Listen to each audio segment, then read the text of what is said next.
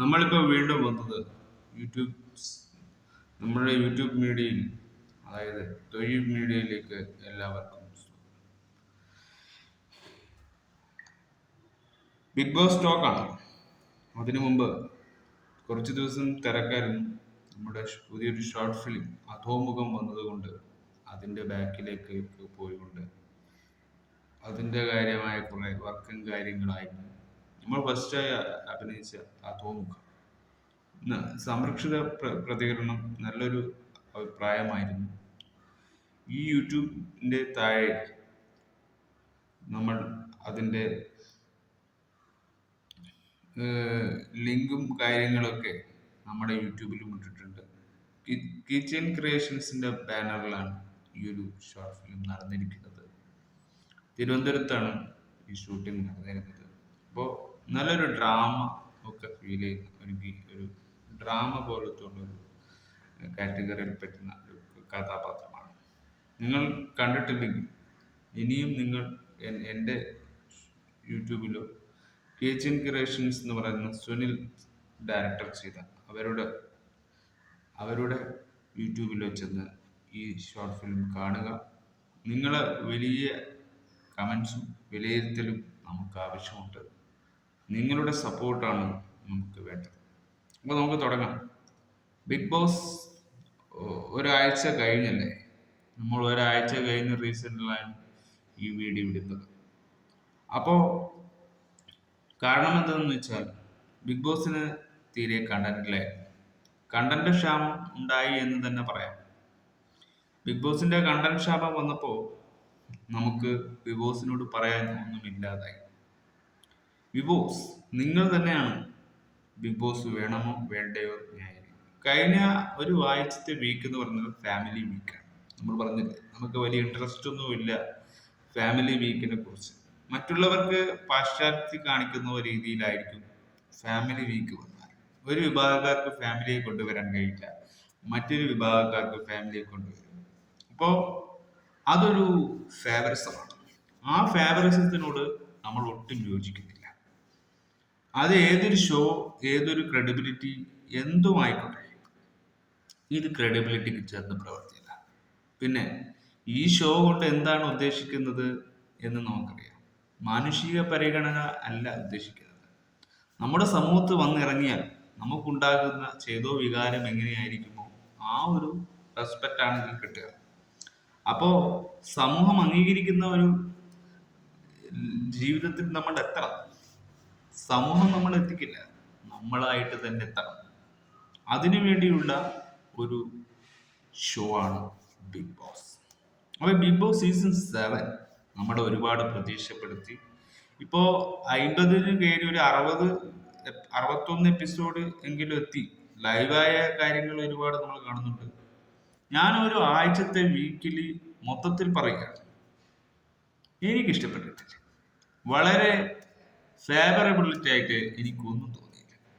എല്ലാം അവിടെ പൊടിയും പുട്ടും പൊടിയും ഒക്കെ കുറച്ച് കൂടുതലാക്കി വെച്ച് നമ്മളെയൊക്കെ മണ്ടന്മാരാക്കും, പ്രേക്ഷകരെ മണ്ടന്മാരാക്കും. ഇപ്പോഴത്തെ ബിഗ് ബോസിന് കണ്ടന്റ് ഇല്ല, അരി വേവുന്നില്ല. എന്നിട്ട് കണ്ടന്റിന് വേണ്ടി ഇരക്കുന്ന മാതിരിയാണ് ഇപ്പോഴത്തെ അവസ്ഥ. പുതിയൊരു പ്രൊമോ വന്നിട്ടുണ്ട്. ആ ഒരു പ്രൊമോ എന്താണ് വിശേഷിപ്പിക്കുന്നതെന്ന് നമുക്ക് നോക്കാം. ആദ്യ കാഴ്ചയിൽ ആനന്ദ കണ്ണീർ, പിന്നെ ചിലർ പൊട്ടിക്കരഞ്ഞു. പരാതികൾ, പരിഭവങ്ങൾ. അതെ, 60 ദിനങ്ങളോളം അകലങ്ങളിൽ കഴിഞ്ഞിരുന്നവർ തമ്മിൽ അടുത്ത് കണ്ടപ്പോൾ ബിഗ് ബോസ് വീട് വികാര നിർഭരമായി. ഉറ്റവർ വന്നു പോയപ്പോൾ കളി ഉഷാറായെന്ന് ചെയ്തു. അതല്ല, അവർ പോയതിനു ശേഷം സഹ മത്സരാർത്ഥികൾ ഒറ്റപ്പെടുത്തുന്നു എന്ന് മറ്റു ചെയ്തു. പിന്നെ പ്രിയപ്പെട്ടവർ സ്നേഹത്തോടെ കൊണ്ടുവന്ന ഭക്ഷണ വിഭവങ്ങളുടെ പേരിൽ പോലും അവർ കടവേണ്ടി. ആദ്യം മട്ടന് വേണ്ടിയുള്ള മുട്ട വഴക്ക്. ഇപ്പോഴിതാ പുതിയൊരു ആരോപണം, ഹൽവ മോഷണം. അയ്യോ, അങ്ങനെ വിഷയങ്ങൾ പലതും ഉണ്ട്. ബിഗ് ബോസ് മലയാളം സീസൺ 7 ഇന്ന് രാത്രി 9 മണിക്ക്. നാണക്കേട് തന്നെ, മറ്റെന്ത് പറയാനാ. ലാലേട്ടനെ പോലെയുള്ള ഒരു സീനിയർ ആക്ടർ വന്നിട്ട് അൽവന്റെ പേരിൽ സംസാര വിഷയം ഉണ്ടാകുക, മട്ടൻ കട്ടെടുത്തതിന്റെ പേരിൽ വിഷയമുണ്ടാകുക. ഇത് എന്തൊരു സീസണാണ്? ഫുഡ് മാത്രമാണോ ഇവിടെ വിഷയം? മറ്റൊന്നും വിഷയമാക്കുന്നില്ല.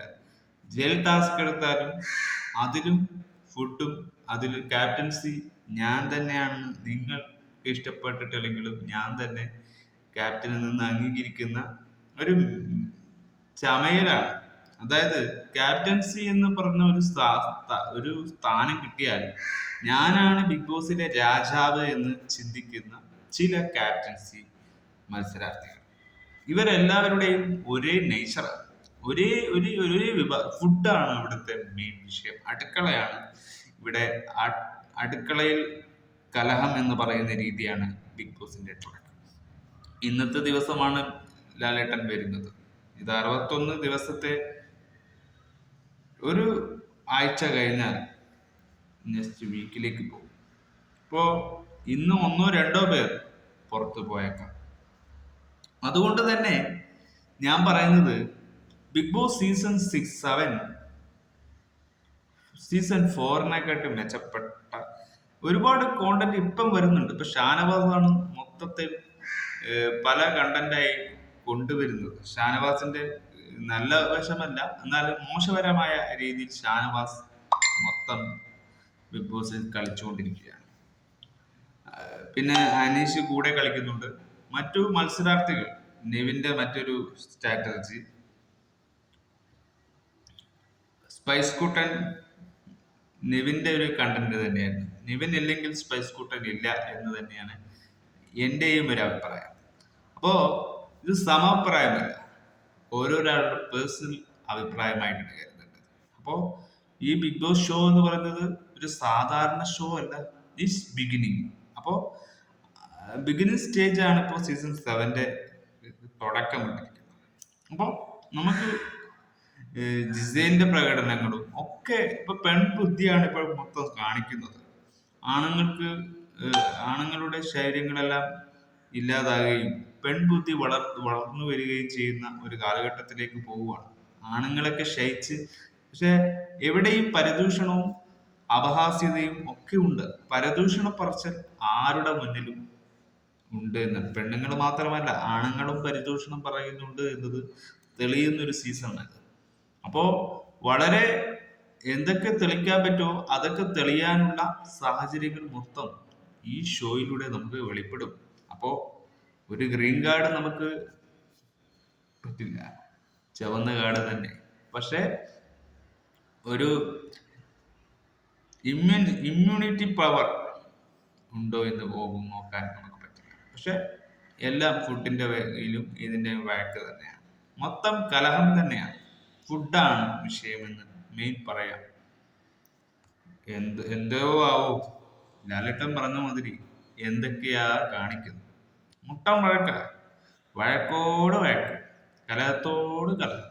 ഈ ഒരു കലഹം എന്ന് തീരും? ഷോ അവസാനിപ്പിക്കുന്നു എന്ന് തീരുവോ? ഇവിടെ രാജാവ് ആരാ, റാണി ആരാ, ഒന്നും തീരുമാനമായിട്ടില്ല. ഇപ്പോ സീസൺ അവസാനത്തിന്റെ നടുവിലെത്തിക്കൊണ്ടിരിക്കുന്നു. ഇവിടെ ഒരു യഥാർത്ഥ നായകനെ തെരഞ്ഞെടുത്തിട്ടില്ല. ഒരു യഥാർത്ഥ വില്ലനെ തെരഞ്ഞെടുത്തെങ്കിൽ യഥാർത്ഥ വ്യക്തിയെ നമുക്ക് തെരഞ്ഞെടുക്കാൻ പറ്റിയില്ല. അത് വലിയൊരു പാളിച്ച തന്നെയാണ്. പക്ഷെ ബിന്നിയുടെ ഫാമിലി വന്നപ്പോ അവളെ ഭർത്താവിന് ഒരാഴ്ച വരെ നിർത്തിക്കുകയും ചെയ്തിട്ട് അതൊരു ഫേവറിസം അല്ലേ? അത് മറ്റുള്ളവരോട് ചെയ്യുന്ന ചതി. അവരുടെ കുടുംബക്കാർ ഇത്ര ദിവസം നിർത്തിയില്ലല്ലോ, അതൊരു സെലിബ്രിറ്റി ആർട്ടിസ്റ്റ് ആയതുകൊണ്ടാണോ? എന്താണ് അങ്ങനെയൊക്കെ ചെയ്താൽ ഒരാളോട് ഫേവറിസം ബിഗ് ബോസ് കാണിക്കുന്നില്ല എന്ന് എന്ത് തെറ്റ്? എങ്ങനെ ശരി പറയും? അത് തെറ്റല്ലേ? ബിഗ് ബോസ് ചെയ്യുന്നതും ശരി തെറ്റാണ്. അപ്പോൾ അങ്ങനെ ഒരു കണ്ടസ്റ്റൻസിന്റെ ഫാമിലി വരുമ്പോൾ ഒരു ഗെയിം കളിക്കുക, അതെന്തിനാണ്? അതിലൊന്നും വലിയ കാര്യമായിട്ട് തോന്നില്ല. ആദ്യം അനീഷിന്റെയും ഷാനവാസിന്റെയും, പിന്നെ വന്നത്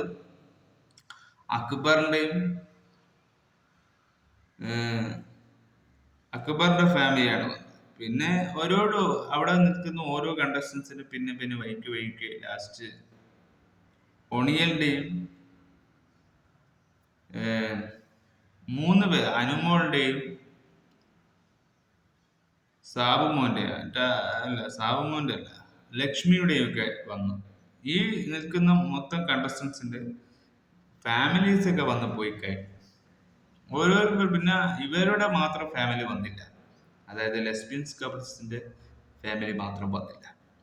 അത് എന്തുകൊണ്ടോ അതും നമുക്കൊരു നല്ല വശമല്ല തോന്നുന്നത്. അതൊരു നെഗറ്റിവിറ്റി തന്നെയാണ് നമുക്ക് സ്പ്രെഡ് ചെയ്യുന്നത്. എന്തുകൊണ്ട് വന്നില്ല? ഇത്രയും വലിയ ബിഗ് ബോസ് ഷോ ഒക്കെ ആയിട്ട് അവരെയും അവിടെ കൊണ്ടെത്തിക്കാനുള്ള ശ്രമം ബിഗ് ബോസ് നടത്തേണ്ടതല്ലേ? അതിലും ഒരു കാര്യമുണ്ട്. കാര്യക്കാരനാണെങ്കിലേ കാര്യമുള്ളൂ എന്ന് പറയുന്ന പോലെ തന്നെയാണ് എൻ്റെ അഭിപ്രായം. Is better choice. ഇത് ഒരു ചോയ്സ് ആയിരുന്നു. അവരുടെ ജീവിതം മാറ്റിമറിക്കാനുള്ള എല്ലാ വഴികളും അവിടെ തുറന്ന് കാണിക്കുന്നുണ്ട്. അപ്പോൾ ഈ പ്രാവശ്യത്തെ വീക്കെൻഡ് എപ്പിസോഡ് എന്തായിത്തീരുമെന്ന് നമുക്കേ അറിയാം. നമുക്കറിയില്ല, ബിഗ് ബോസിന് മാത്രമേ അറിയൂ. നമുക്കറിയാവുന്ന പറഞ്ഞത് ബിഗ് ബോസിന് മാത്രമേ അറിയൂ. ഇനി നമുക്ക് വരുന്ന അടുത്ത് ഇനി ആര് പുറത്തു പോകും, ആര് ക്യാപ്റ്റൻസി ആവുമൊക്കെ. ക്യാപ്റ്റൻസിയിൽ 3 പേരെ തെരഞ്ഞെടുത്തിട്ടുണ്ട്. ഇവർ 3 പേരിൽ ആരെങ്കിലും ഒരാൾ പുറത്തു പോകുമോ എന്നൊരു സംശയമാണ്. അപ്പം നോക്കാം. ജയിൽ ടാസ്ക് ഭീകരമായിരുന്നു. ഭീകര വഴക്കായിരുന്നു ജയിൽ ടാസ്ക്. അതിൻ്റെയൊക്കെ ഒരുപാട് കാര്യങ്ങൾ ഇന്ന് സംസാരിക്കുമായിരിക്കും. By far. കൂട്ടത്തിൽ നമ്മുടെ ഷോർട്ട് ഫിലിം മറക്കണ്ട. നമ്മൾ ഷോർട്ട് ഫിലിം കാണുക. ഇതിൽ യൂട്യൂബിലുമുണ്ട്. കീ ചേഞ്ച് ക്രിയേഷൻസ് എന്ന് പറയുന്ന സുനിൽ എന്ന് പറയുന്ന ഡയറക്ടർ, അദ്ദേഹത്തിന്റെ പേജിലുമുണ്ട്. By four.